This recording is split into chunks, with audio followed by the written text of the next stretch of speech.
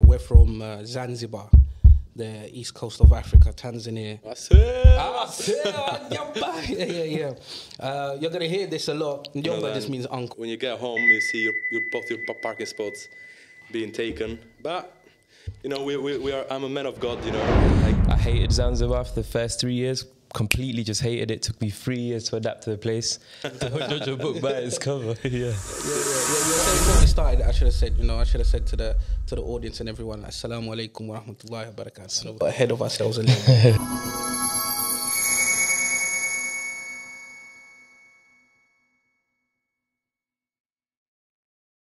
Sema.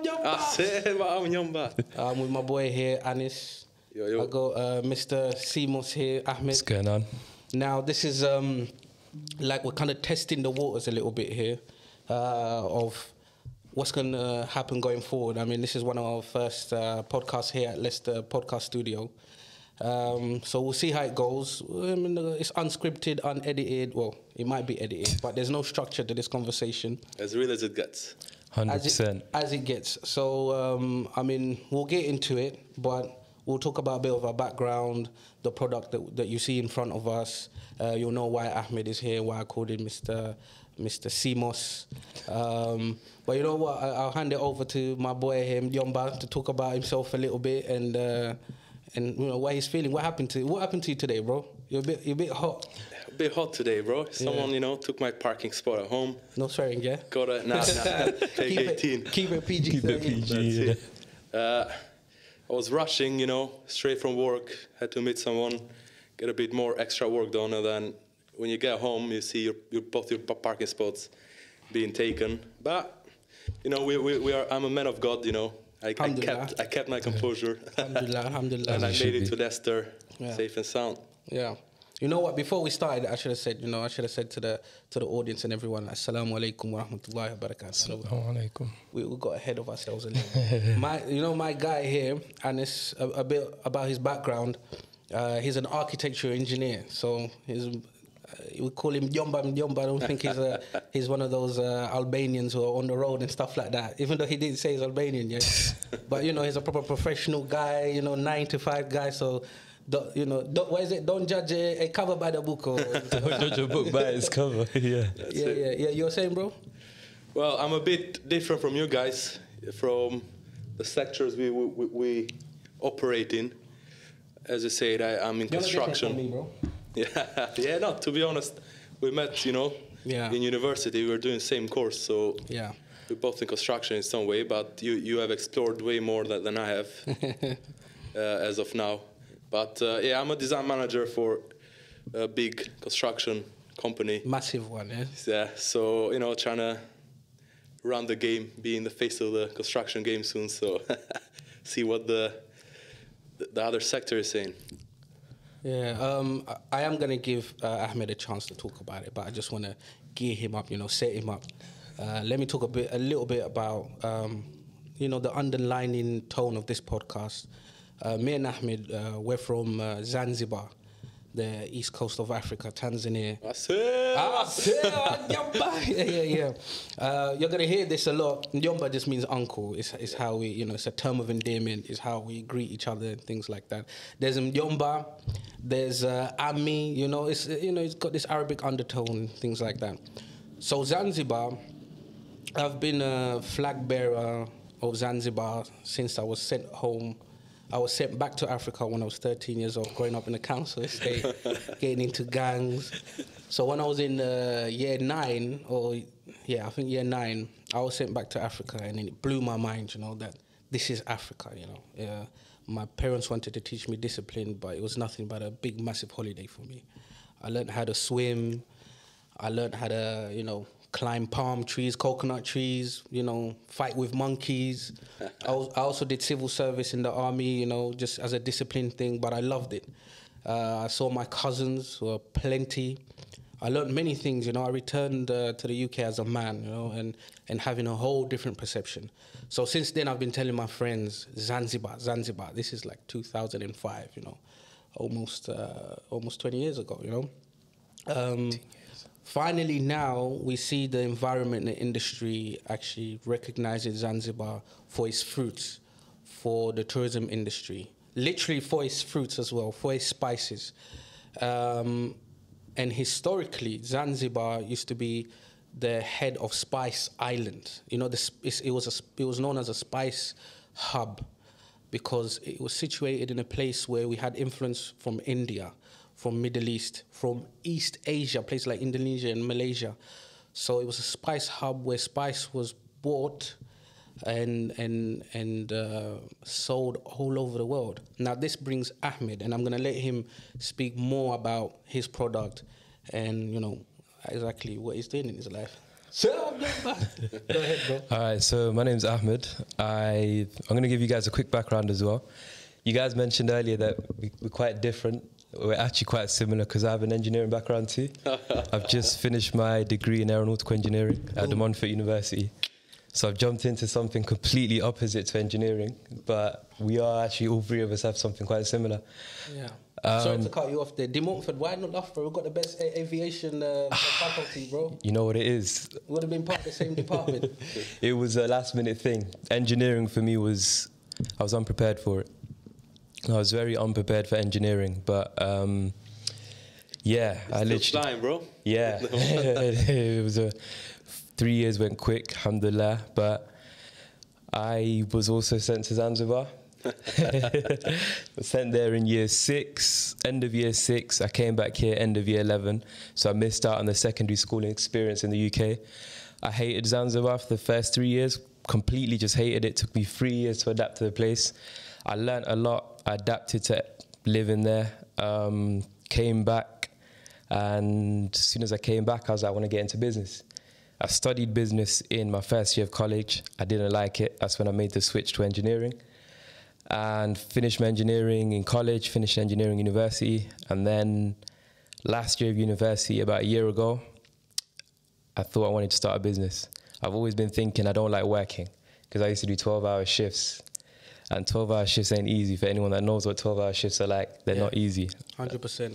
And I had to drive an hour to work and an hour back to top it off. So I used to call it the 15-hour shift. Just before you jump onto your product, I just want to go back a little bit and talk about why you hated Zanzibar. Because the thing is, we don't know what it's loosely based on Zanzibar. It's more based on your product. Yeah. But I want to have this Zanzibar undertone. I know many youngsters who get sent to Zanzibar and they hate it. And me personally, I'm proud of myself, or I used to be proud of myself, changes people's perception of Zanzibar. 100%. Mostly, and you're gonna talk about your experience. Mostly, they get put in like Stone Town, or what we say in Swahili. What do you say when you're in Unguja? Shamba, things like that, like the countryside, and you don't really get to do much, and it's so disciplined and things like that. Thank God, my family was a bit different. They were in the tourism industry. I had family in Dar es Salaam mainland, and I got to do a lot of what tourists do now. You know, that was just a normal thing for me. That was just a normal Friday. We all go to our farm. We have a beach house and things like this. Why do you think you didn't like it the first time you was there? All right, so first, we've moved to Zanzibar. I'm going to school. I'm getting whipped for not doing my homework. I'm getting whipped. The school I went to, you weren't allowed to speak Swahili, which is the native language, and I didn't know that. I'm going to a private school where you can only speak English. Was it ISZ? No, it was Glorious Academy. Yeah, I know. In Bendai. First day in school, I'm speaking Swahili to everyone. Teacher walks in. So, all right, come here.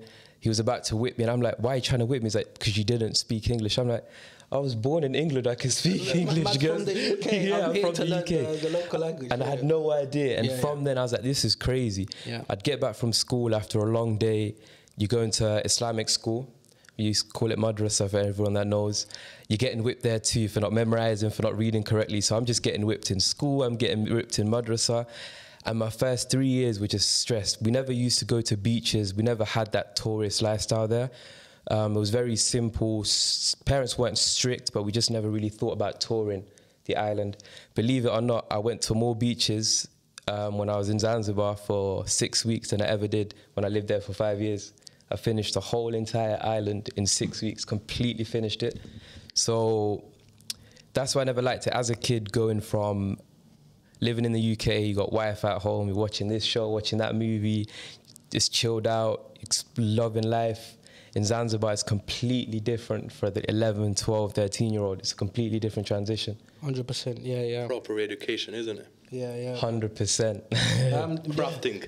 Yeah, but did you ever get sent back to Albania for being naughty in the mountains and that? I was sent Sorry, I know we're digressing. We're going to get to the product, but I want to create this suspense. So. I got sent to Bulgaria, bro, because I got into trouble since very young in Albania, and my parents knew there was no future for me down there. Yeah. Probably get killed or something, but alhamdulillah. Fighting with bears, yeah? the carcasses. Kind of similar like Habib style. Yeah. You had that crazy story about your cat in it being killed. I remember. That broke my heart, bro. That is gonna... You know, let's not share it. It's a bit. Anyways, Ahmed, continue, bro. One thing. Sorry, I know, I'm jumping. Sure. But there's this concept now that people are talking about where locals don't have access to what tourists have. It happens a lot in Jamaica, in Dominica, and St. Lucia, and things like that. Maybe it's happening now in Zanzibar because the owners of land, they protect because it's private land and things like that. But it never used to be the case. What I saw was that people from town in Zanzibar didn't have the type of lifestyle, not all of them, because they didn't have, let's say, a luxury mind where, you know what, today we're going to take the whole family, put them in a bus, and we're going to drive an hour to the north side of the island, or the south side, where I'm originally from. And they just wanted to work, and their only enjoyment was going to Forodhani. Yeah. And basically that was it. Mod, yeah. Yeah, and if you go to school, like I remember my mum telling me, you're going to be school, you're naughty, you're fighting in London, blah, blah. I remember crying that night. But then I'm looking, I've got like 6, 7 cousins who are like my age, you know, and we're all having banter and things like that. I actually learned how to fight in Zanzibar, you know. I thought I was a big man until I tried to fight one of my cousins, and I was twice his size as well, you know. Yeah. So I think, I don't know that's the case now because I haven't been in Zanzibar for a couple of years. Do you think there's an access problem to locals? I literally got a story about that. I was with locals in Makunduchi, where you're from, and we're driving from one location. Driving from one location to another to part of the CMOS journey. We're collecting CMOS, and she was literally saying, "You dropped the bomb there. You dropped the bomb." I did. I shouldn't have. Started pretty young, but yeah. You know what? Just go ahead to the product. But go ahead to the product, and then you give us a story. So we were going. We're literally just collecting CMOS from one location to another with a local. She's a proper nice lady, and the place also has loads of hotels. And she was like, "No, we can't drive through there because it's a public road, but the hotel owners don't like locals passing through." And she was genuinely scared of it, and we drove through anyway because I was confident that even if the hotel owners come out, I know that we can pass through there. It's a public road, we have complete access. But that woman that was born in that area was adamant that we can't go through there. So there is that matter of locals don't have access to what tourists do, but really and truly they deserve the exact same access or even more. Obviously the government does try to help, but locals have this fear embedded in their minds. And even when I lived there as well, we never used to go to beaches, never used to do any tourist activity. But when you go there as a tourist, it completely changes. You know, that's the thing. There are many variables why.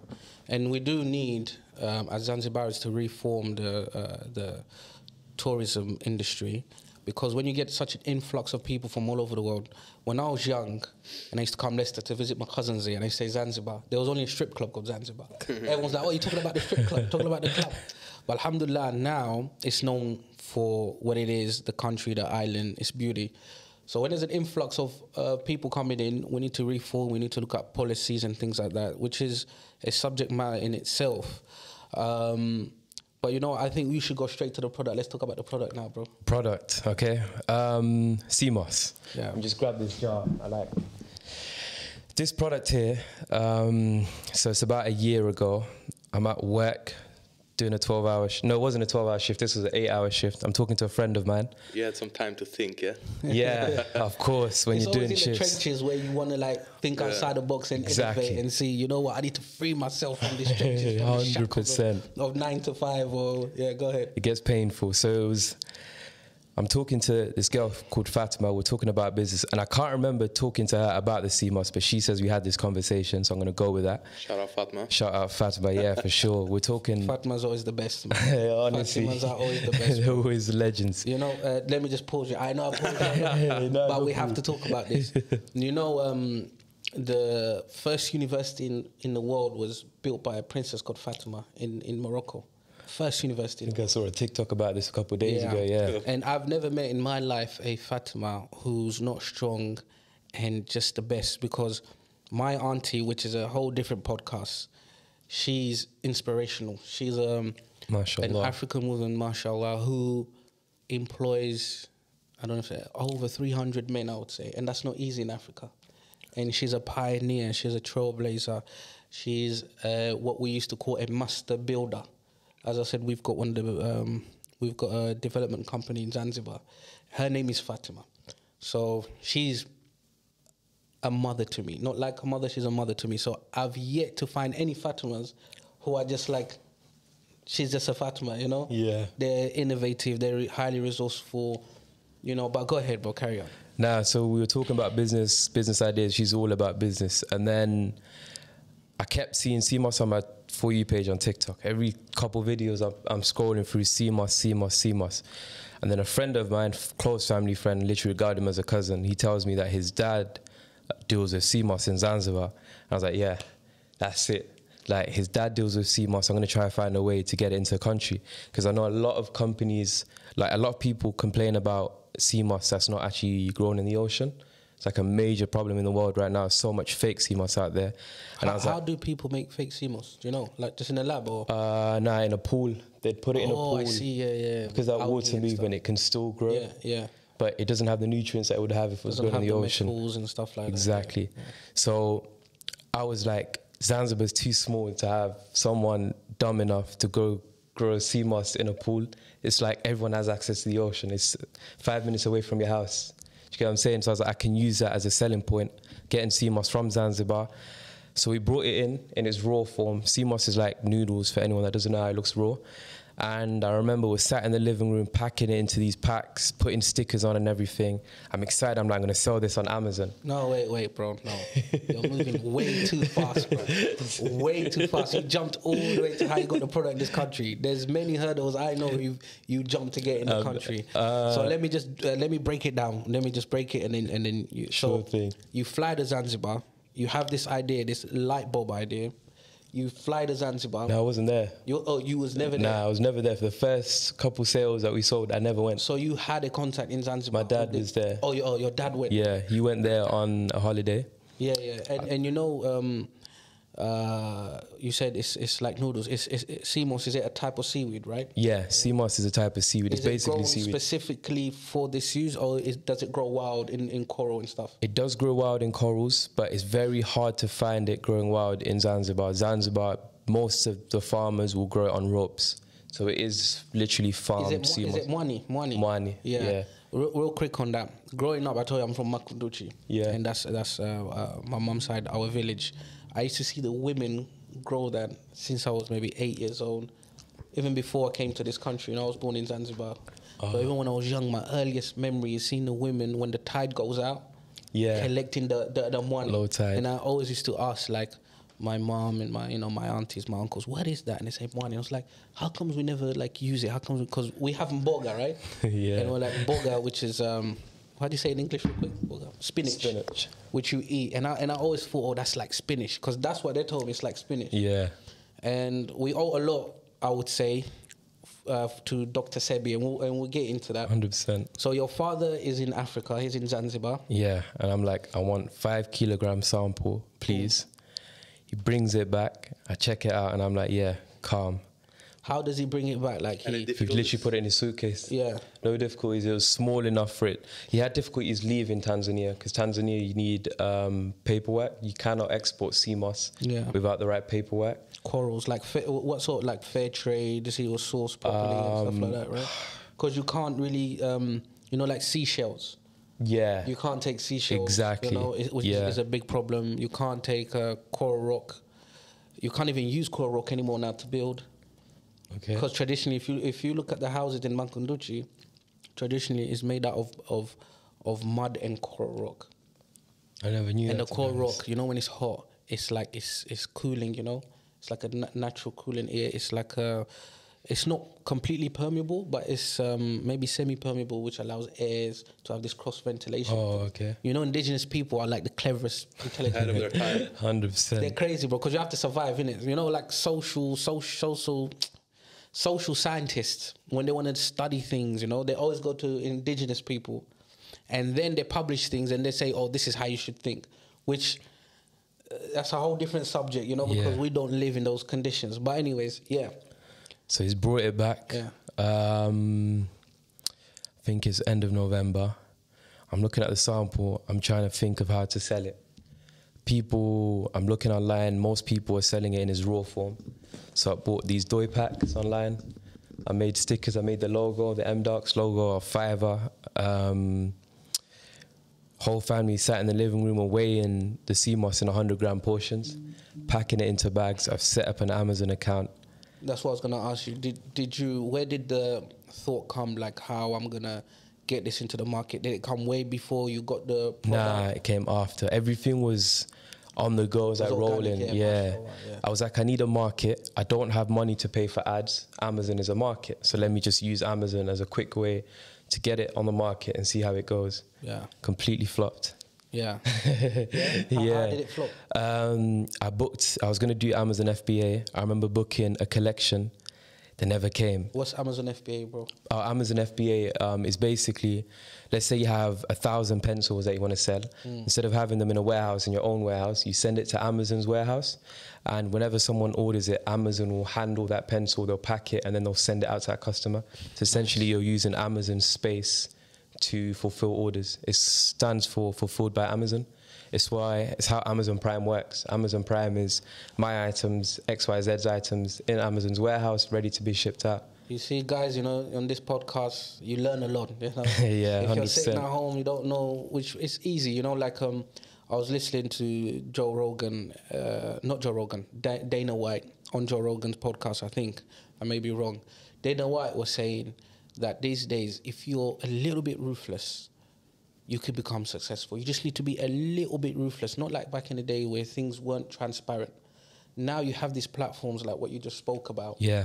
Where if you're just a little bit hardworking, thinking a bit outside the box, you want to, you know, get up and move, you become successful. Like, so I didn't know about this FBA stuff, you know? Nah, FBA has been going on for years now. It's really good stuff.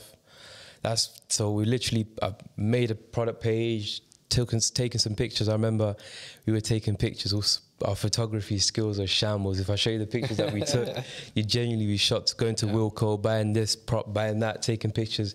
Till this day, we haven't figured out the picture part, believe it or not. And it's almost a year now.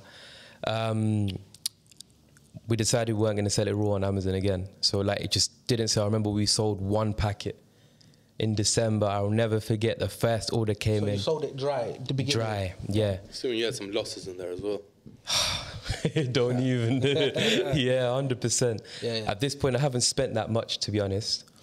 But we spent quite a bit at this point because the packs, the stickers and all of that. But I wasn't put off. I was like, I'm going to keep going at it. You weren't going to give up? Nah, I'm very, very stubborn. Like, if I want to make something work, I'm going to do everything I can to make it work. And every failure I get is basically motivation. Yeah. I've got plenty of failure stories for you, don't worry. Plenty. But I got advice from a couple people. They were like, turn it into a gel. And I'm thinking, I don't know how I'm going to make this into a gel. Bear in mind, it's from my house. We live in a very, very small house. But we were like, you know what, let's just give it a try. So we made a product pay for the gel and everything, and we listed it on Amazon. It went well, a couple orders here and there. I started paying for ads. And that's where you would think success came. It was a platform for success. Yeah. But I remember we peaked at around £500, £600 every 4 days in ads. And we were only making £500 in revenue every 4 days. So we were literally making a net loss, and we had to pay for shipping as well. Yeah. And that went on for weeks, but I didn't give up. Where was the ads? What platform did you use? Amazon ads. Amazon ads. Yeah, but I had no knowledge on ads and I was stubborn. I was not paying for a marketing agency because I remember one agency was like, yeah, you can use us. You'll be paying, I think, £600 a month, but you're tied with us for like 6 months. I was like, no way, because I don't know where I'm going to be in 6 months. It's either going to be good or bad, and I wasn't willing to take on that risk. So we're selling jars. It was going decent. It was going quite well. We never pulled out. We never made enough money on Amazon to pull out. So at this point, I'm using my credit card to pay for shipping, my mom's money to pay for shipping, overdrafts maxed out. Literally, I'm taking my own money to pay for shipping to fulfill orders, hoping that one day we'll gain enough traction to not need to spend that much money on ads. I was playing on strategies for ads for ages till it kind of started to work out. And then I said, you know what? This is when I started posting on TikTok as well. Yeah. I started posting on TikTok, I think, in January. Little behind-the-scenes videos, telling people buy our CMOS, this, that. But TikTok wasn't really, we weren't getting any leads or conversions off TikTok. And I said, I'm going to fly to Zanzibar. I flew to Zanzibar and my mind just opened up because seeing how it works, seeing like the different like the effort people put in to harvest CMOS is insane, and they don't even make enough money on it. Like the poor women. How do they sell it? They sell it to companies there in Zanzibar. So there's these big companies. There's like manufacturing companies. Like yeah, exporters. Oh, okay. So there's a company based in Denmark, and there's a Zanzibari-based company as well. They just buy it from all of the farmers. I wonder, because I said I've watched these women in like, you know, over 30 years ago, let's say. I wonder how they were using it, like, traditionally. They don't. Money, you know? Even when I was there, and I was there about a month and a half ago, they still don't know how it's used. They ask me, why do you need all of this for? And I'm like, this is turned into a gel, and I show them pictures, and I'm like, oh, they're genuinely intrigued. Because they just look at it as it's a job that I need to do so I can survive. They have no idea about Dr. Sebi. Basically, they have no... This is, let me just ask you, this is your brand. I don't know if the camera can get the brand there. Yeah. What was your thought behind it? Like, tell us more about it. MDAHS. So it's pronounced M-Darks. Yeah. The thought was, okay, basically, my name's Ahmed. Yeah, I can see that. Yeah, and my nickname's Shax. Yeah. So I took my name and my nickname, I wrote them down on my iPad, and I just started mixing up the letters until I could find something I could pronounce. The point was for it to be hard to pronounce, so I can have you guys asking questions. Exactly. So I can get people talking about it indirectly. Yeah. And if it ever does come across you again, you'd think, oh, I recognize that because it's so unique. Yeah. Initially, I thought it was a crazy idea. Yeah. In the middle, I was like, yo, I don't think this name's working. A lot of people are struggling to pronounce it. Yeah. And we do have a video on TikTok that did quite a bit of views where I was set a challenge for people to pronounce the brand. And we were getting DMs every single day, every 5 minutes, someone's sending a voice note to pronounce Madax. I was getting the craziest, funniest pronunciation. What was the most popular one, they said? Madax. Madax. Yeah, Madax. It's like, I think your story is a bit like the Haagen-Dazs story. You know, like one of my favorite ice creams. Yeah. I always thought, oh, Haagen-Dazs is German or Danish, you know? But it's American, somewhere in Texas. It's a couple of things backwards. You know, it's not like the exotic. So people make it in their head that is how exotic and elegant it is. Exactly. But it was just, I think there were some names and the owner was like, you know, let's do it backwards, and that's it. Haagen-Dazs. So it has no like German or it sounds German, to be honest. Yeah. Let's go back a little bit. Let's go back to Fatima. In fact, what is it that she said and you thought CMOS is the thing that I want to sell? How did you always knew about CMOS? Did you know the market behind CMOS? Nah. Did you ever look at Dr. Sebi, who's the pioneer in CMOS in America and things like that, in Honduras or where this guy was from? I started playing his videos on the TV with my family. I was like, yo, let's watch this guy, understand CMOS more. So this is after she told you about CMOS, yeah? Nah, she didn't tell me about it. We just had the conversation and passed on. So we're just like, it'd be a good business idea to start. It's just mainly you already knew about CMOS? Yeah, I already knew about it before then, but I was seeing it on TikTok. That's why the conversation came with her. Okay. But Dr. Sebi, I was seeing his clips all over TikTok, and I was like, I want to understand this guy more. What is it about CMOS? And that's when the videos are just, we're watching videos on YouTube. Oh, it's a herbal supplement. It's great for all sorts of things. It contains 92 out of the 102 nutrients and minerals that your human body's made out of. And I was, that's insane. How can you get 92 nutrients and minerals in like one product? That doesn't make sense. It's mad, yeah. Exactly. And I was like, that's crazy. I want to see. And that's when, like, this is before my dad went to Tanzania. So I was like, when you go to Tanzania, bring me back a sample. Yeah. And I was like trying to convince him that this is something that we could potentially do.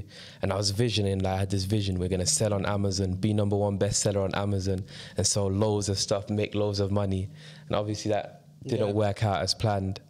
But I had no knowledge about CMOS up until just about a year ago. I knew about Mwani, so CMOS in Swahili, I knew about it because I used to hear it. Our housemaid in Zanzibar, she comes from a family that harvests CMOS, and she always used to talk about it. And I was like, what is this stuff? It sounds like something that's nasty. Like, I just thought it was something that was literally just nasty, like seaweed. Who cares about seaweed? And then when I did hear about it, I was like, oh, Mwani, I remember this. Mwani CMOS. Yeah. And I was like it all started adding up. Yeah. And from there, literally the rest is just history. Yeah. Njomba, is there any superfoods in Albania? Cocaina. That crystal food that's like the super saiyan of food, isn't it? Go ahead. Can't think of anything, to be honest, but just because I had a couple of questions in mind for Ahmed. Sure. Firstly, I was gonna ask you before I ask you why did you turn it into a gel? Yeah. I was gonna ask you yourself, do you take CMOS daily, and what's the benefits you see from it yourself? Okay, I'm not gonna lie. Sell it to us. I don't take it daily because I don't want to be lying. I don't take it daily. I taste it daily, but I don't take it the way we recommend to take it, only because it's been around me so much. It's like, I don't know, I can't be asked to. But what is the recommended dose? It's 1 to 2 tablespoons a day. Yeah. So ideally you want to be taking 1 to 2 tablespoons a day. Some people take 1, some people take 2, depending on how much you normally take. I'll take half a tablespoon because I have to taste the batch before it goes out. Every single day I'll taste it. So once I've tasted it, I'm like, yeah, that's me. I've had enough. But when you do take it, and even me, I take the little amount, you feel refreshed, first of all. The energy boost that you get from CMOS is insane. Like, it helps with drowsiness. It helps with, because it nourishes your body, you start to feel so much energy. We get people that, and this is my favorite thing, we get people that buy our CMOS and they don't like it. They're like, I didn't like your CMOS, so I went to buy another brand of CMOS. And then they come back saying, you know what, we realized that your CMOS is actually good now, we stopped taking it. So they come back and then you're getting a repeat customer because they stopped taking it and they realize that they're missing out on so much, because you can take it every single day and feel like I'm not experiencing anything. And then when you stop taking it is when you start to feel drowsy and tired again, because you don't realize how much it helps with your day-to-day energy and health. So yeah, it's, I don't take it properly, the full dosage, the way I should. And I've been trying to, like, sometimes, yesterday I did a video, I had like a third of a jar. Yeah. That's how inconsistent I am. I could have a third, like, completely, took loads of tablespoons. And then sometimes I'll just take half a tablespoon to taste the batch.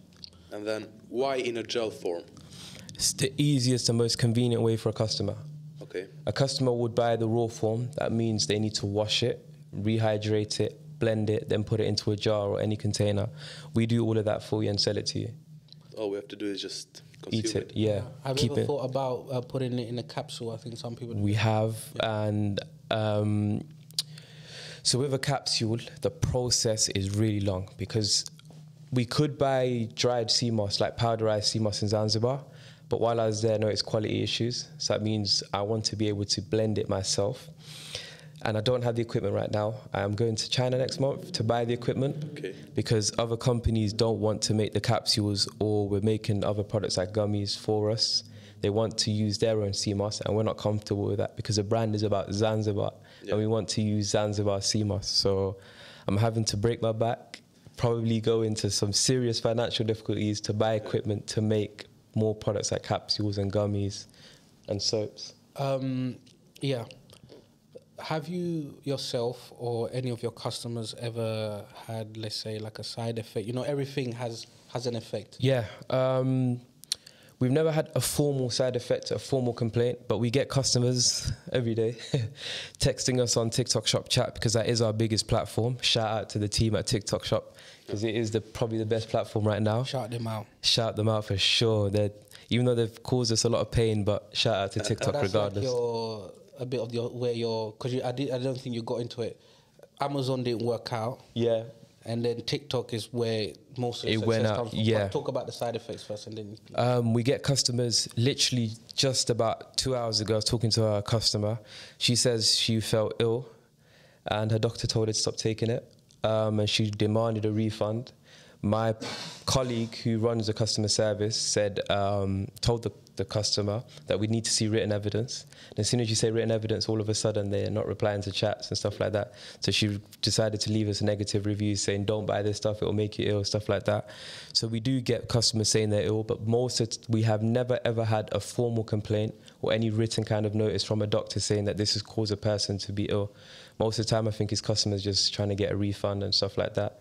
So far, alhamdulillah, we haven't had any evidence from a customer saying that they felt ill after taking our CMOS.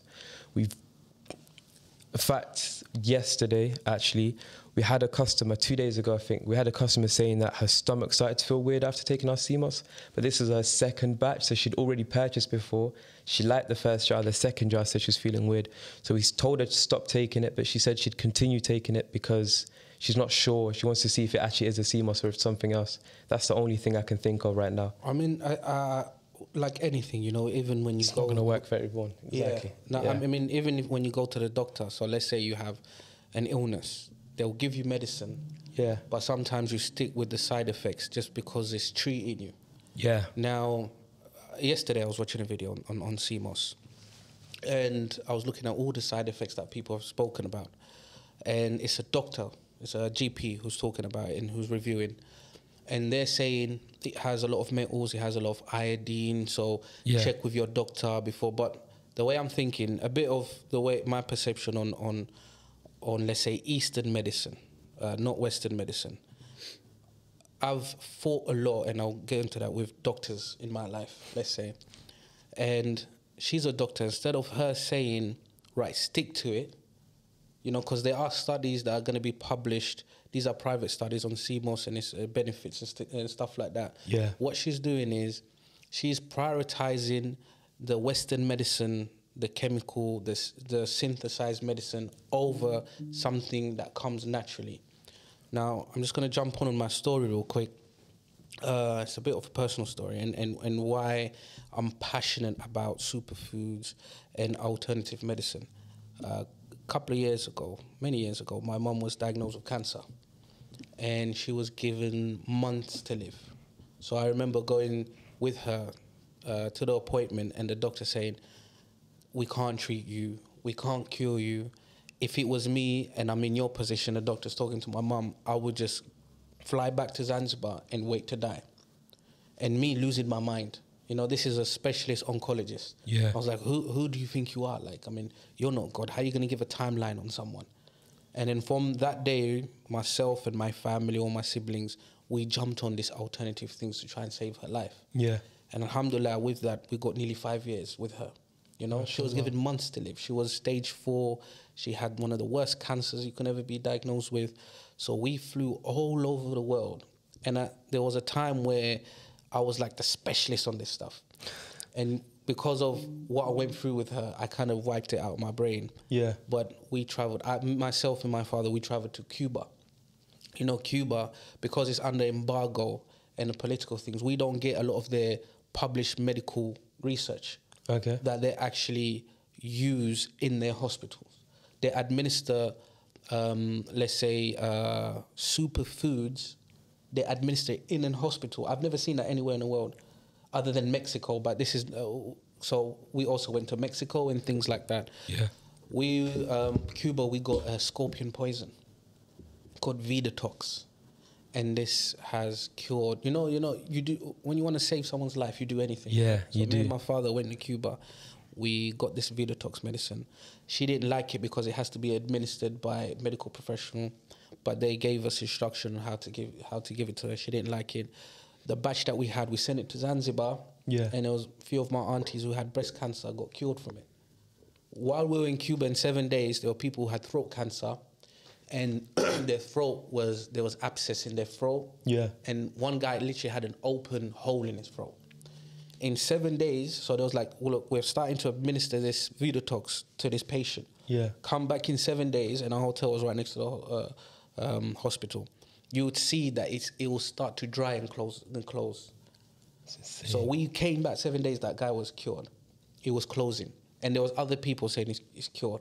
Now, the problem was that legally you can't buy things from Cuba and bring them to the UK and things like that. So we can only buy for our normal, for ourselves to consume. Yeah. And the problem I have with doctors was they didn't even want to give her chemotherapy, you know? So what they usually do, they look at your bloods and they say, are you able to take chemotherapy or not? Do you have enough red blood cells? Do you have enough white blood cells? When she started taking different things, like, you know what, we didn't take CMOS. Yeah. But she was a pharmacist herself, imagine, trained pharmacist. Oh, and she would always come up with new things, so like moringa, red mushrooms, different things, just changing her whole diet, making it more alkaline than acidic. We would make juices for her every day in the morning. Her bloods became perfect almost, and they started giving her chemotherapy. And the hospital in London, St. Bart's Hospital, you know, they love these statistics things. Yeah. They put her as a candidate that, look, chemotherapy is helping with that cancer. And my beef was, no, you're not doing anything. We did this. Yeah. What we went out and got all of this alternative medicine, and I know Dr. Sebi, and we're going to go on Dr. Sebi now, he spoke a lot against the big pharmaceuticals in America. He speaks a lot, or he spoke a lot on CMOS, and his family right now are selling his products. And we know that he died in prison. They gave him a case, you know, some money laundering or something. You know, they're trying to shut him up and stuff like that. Big pharma, eh? Big pharma, yeah. And my boy here, Yomba, he knows a lot about these guys and what they do to shut you up and stuff like that. So this is what I was trying to say when it comes to side effects and what doctors' opinions. If you ever go to a doctor, so let's say I'll go to my GP right now. Not my GP because he knows my journey. Let's say one of you go to your GP and be like, you know what? I'm feeling some type of way. I want to take CMOS as an alternative to whatever medicine you're giving me. Yeah. They'll say no. Don't take it. They won't say, unless it's a junior doctor, and I've seen this. Yeah. They won't say, it's a supplement, see how you feel with it. They'll say, no, don't take it. Take this medicine. You know, they always prioritize whatever chemical they're giving you, and it's a synthesized chemical. Yeah. They'll say, okay, we've had trials. If you look at the numbers, the trial numbers, and the people who maybe passed away, especially chemotherapy, the people who had side effects, long-lasting side effects, but they're still in the market till now, you know? So things like CMOS that I think do you have any numbers on how many people consume and buying in the world? No, I'll be honest, I don't. I know America's market for CMOS is massive. Yeah. It's at least 5 times bigger than the UK. And the UK right now is growing onto the CMOS journey. There's been some brands that have been selling CMOS in the UK for a long time, some big brands. You literally look at them and you can tell they've been selling CMOS and they're really good at their job as well. So UK right now, I couldn't tell you exact figures. I couldn't tell you American figures. I know America's got a massive market for CMOS. The UK market's growing. Many, many brands out there, like I mentioned, selling CMOS. But I could not tell you how many people. I could tell you we've had more than 12,000 customers purchase from us. And we've been trading since March. So that should give you a bit of a understanding. And we haven't done any major marketing or anything like that. That's just one platform too. People are tired, innit? Like myself and many people, they're tired of you know, we've just had COVID. They're tired of having all this medicine. They want to look at alternative medicine. They want to be more natural. That's why you see this big movement, this vegan movement. Doing their own research, sorry, Nyoba. Yeah, go ahead. Once. Yeah. You know, people are becoming softer as well, you know, at the same time. You can't blame some of the doctors sometimes, you know, what you can eat because you were, you know, raised organic back home. Not someone who was raised in Leicester City Centre can eat, fortunately. But, you know, processed food. And also, the main, you know, deciding factor for all this doctors or Sebi. You know, it's simply it's about profit. You know, that's why they will suggest something which they will get their commission or the profit on. They will never tell you go get something which is cheap or you can find it in the sea in Zanzibar. This is what, you know, blows your mind, and this is what people, I believe, are, you know, waking up to nowadays and just finding their alternative medicine, you know. Have you seen that film Painkiller? It's on Netflix now. It's a series. You haven't watched it? Have you watched it? You know what? In the UK, because we have NHS, we're not aware of the money making side of medicine. But in America, and I went to America with my mom in San Diego and Mexico, and my auntie goes there back and forth. The commercials that come on TV are like chemotherapy commercial. Buy this, buy that. It's like big, like commercialized medicine. So if you watch that the series of Painkiller, you can see how it's a monetary thing where they force doctors, family doctors, which what we call GPs here, to prescribe something that you then later have to go buy. Or if you've got medical insurance, the medical insurance will have to pay for, and you're making those premiums towards the medical insurance. So it's a big money-making thing. So they show you how that pharmaceutical company came with that painkiller. How did they think of it? And you can see that their trail of thought is not to help people, it's how can we maximize profits. Right? Yeah. And I think that's the thing about Dr. Sebi, and the things that he was fighting, because there's another story. Barack Obama, when he was president, he went to Jamaica on one of his tours or whatever. He was asked, what if we legalize weed? You know, what's your thoughts? Someone asked him in the crowd, what's your thoughts on legalizing marijuana? And he goes, yeah, I support it. And then everyone's like, yeah, you know, Jamaica, you know, all of that. Yeah. And then he goes, wait a minute, it's not what you think. If it's legalized, big pharma is going to take hold of it. It's not like you're going to go to your dealer and say, it's not what you think. Yeah. You probably might not even be able to grow it.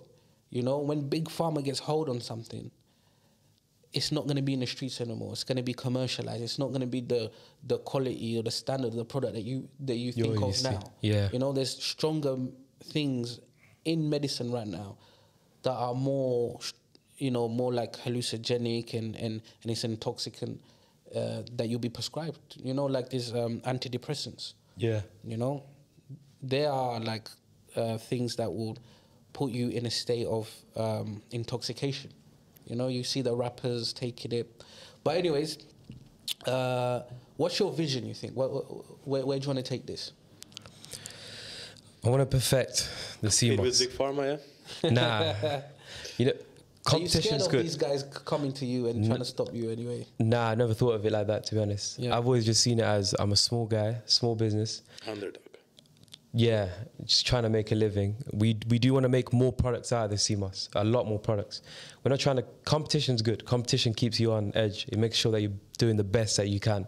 And I've always believed in that. Competition is what makes you the best. Without competition, you slack. You don't do things the way you should be doing. But I haven't thought as big pharma as a big competition yet. We're nowhere near that level yet. Hopefully we are on that level one day. But right now, we're literally just trying to perfect the gel. And with the gel, we can make a lot more products from it. Like, you can make so many things out of this. If you don't like gel, you can have capsules. You don't like capsules, you can have gummies. You don't like gummies, you can have soap. You can have, there's even shampoo for this as well. Is it good for growing hair, yeah? Yeah. So my yumba hair, man, can just rub it on, or is it a special one? Yeah? Nah, you can eat it and put it on your head as well. It's like a camel urine. See me with an afro in a month's time. See me with an afro. But it's going to come like that next show. You know, camel urine, like the Bedouins in the desert, they believe they rub it on their head. And camel urine, and when I was trying to save my mum's life, Lord Hamha, we even got camel urine and camel milk. And I remember going to this guy in Yemen, in North London somewhere. He's a Yemeni guy, in North London. Yeah. And he stores and sells camel urine. And I see this guy, he had his baby on his shoulder. He drank it, gave it to his baby, wiped on his head. I thought this thing is like Fanta or something. Yeah. I brought it up my face and he goes, drink it. Ugh, I nearly puked because it's the worst thing you could ever imagine. Man was drinking it like it was shiny or something. You know, and he goes, no, you rub it on your head, you know, it grows. And I've seen them that they put it on their head, they put it on babies. I bought it, and it was a bit warm. Took it to my house. Mom was like, chuck it out the house. It smells. And I was like, maybe when it gets cold, it'll be better. So we put it in the fridge. And then it was still the worst thing. So we had to throw it away, clean the fridge. It stunk up the whole place. How much was it? It was like £40 for 2 litres. Not too I started deeping. Man just man is his own urine, bro. Man just You never know. I know him from friends, you know? Yeah. How do I know it's real camel urine? Because I was deep in that. This guy's a religious guy, yeah? And when he was drinking it, giving it to his baby, I was like, nah, he's not going to drink and give it to his baby. Yeah, true. Yeah, and I was like, maybe that's his test in his head. When customers come, let me drink it, give it to the baby. Yeah. I know my family saying, yo, you're crazy, man. Where'd you get the camel urine from? I was like, yeah, I got it from. How'd you know it's just random people's urine? Exactly. No, I drank it. But it smelled like, because I lived in the Middle East, so it smelled like camels and like, you know, like cow dung. Oh, that's... You know that smell? Yeah. There's a camel Nasty version smell. of that smell. And we used to drink a lot of camel milk. Every Friday it was like a thing for us after Jummah prayer. We would go to the Bedouins and they give us like frothing milk, you know. And if you got a weak stomach, you're going straight to the toilet. You know, Dr. Sebi's family, they were talking about CMOS, and one of them was saying, this is a product that's good for men. Men, they say, and it's true, we don't look after ourselves. We'll probably go gym and stuff, want to look good, but inside we don't really have time to look after ourselves. You're taking it. Are you seeing anything, you know, in let's say in the bedroom size or anything like extra strength? I'm not married yet. So. You're not married? I'm not married. Yeah, you're prepping, innit? You're prepping. Like my cousin, before he got married, he had 1 litre of honey, bro. It's like this guy's going to war, man. As soon as he got married, 2 months he had a baby. Yeah, she didn't give birth in 2 months, but his wife was pregnant straight away. MashaAllah, that's bad. He's an Omani guy, so, you know, they're about that life. Yeah, true. But they were saying how CMOS is good for male testosterone, parts. Testosterone and it all comes down to nutrients and minerals inside of it. It does help with testosterone. Yeah. There's a lot, like some people use that as their selling point. We don't typically use it too much, but we can because it does help with testosterone. You already sold it to me. Huh? With the hair. That's what I was about to say. He's got rubbish. He's going to go to work with bad gel. He's like, you're right. At least when you got so much gel, good gel like that. It's a CMOS gel. It's a face mask too as well. Oh, bro, it's everything. It's everything. Everywhere. Yeah, You can literally. build a whole house in it. It's like a damn proof. You put a brick, you put some CMOS gel. Yeah, put another brick, exactly. I mean, Dr. Sebi died for it, though. I would say. What do you think? I think he died for things. There's a lot of conspiracies out there about his death. Yeah. I understand them. I see what people are getting at, saying that he died because he was trying to push out a good product. Yeah. But I don't have enough knowledge to say, yeah, he died for it or not, but it does make sense. Yeah. Like, the evidence does make a lot of sense. Like, there was no reason for him to die mysteriously like that. But then again...